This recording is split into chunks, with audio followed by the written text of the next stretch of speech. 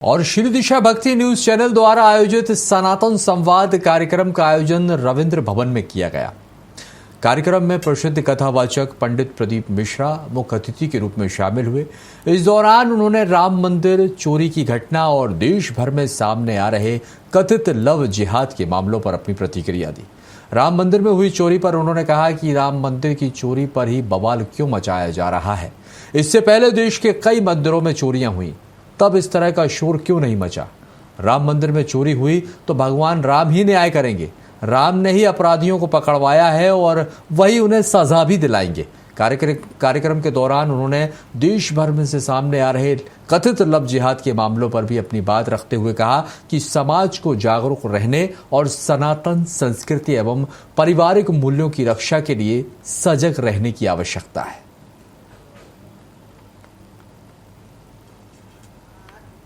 चोरी का पता लगाने के लिए कोई गया था। जिसके मंदिर में चोरी हुई, पता लगाने वाले भी राम जी थे, चोरी कराने वाले भी राम जी थे और उसको कारागार में पहुंचाने वाले भी राम जी होंगे। किसी के बाप की सामर्थ्यता नहीं है जो बाप के घर में डाका डाल ले।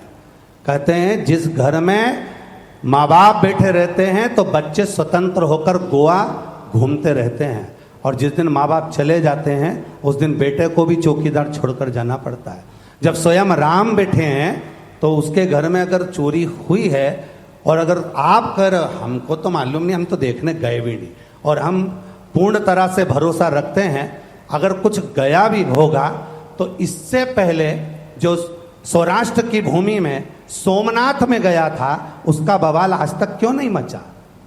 राम मंदिर के अयोध्या का बवाल मचा रहे हो तो सौराष्ट्र का बवाल क्यों नहीं मचा। पहले पूरे भारत की भूमि के इतने मंदिरों में डाका पड़ा, उसका बवाल क्यों नहीं मचा।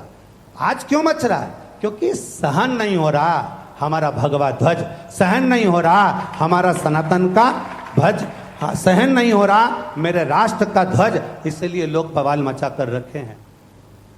किसी भी रूप में लव जिहाद होता है। जैसे अभी स्वामी जी ने कहा, माननीय श्री स्वामी जी अनिलानंद महाराज जी ने कहा कि स्वामी जी भी बोले कि हम अपने बच्चों को, और माननीय अभी मंत्री महोदय बोलकर गए कि हम अपने बच्चों को प्रेरणा नहीं दे पा रहे, संस्कार नहीं दे पा रहे। आप लोगों को लगता है कि संत साधु सन्यासी तपस्वी साधक उपासक क्या मौन रहता है?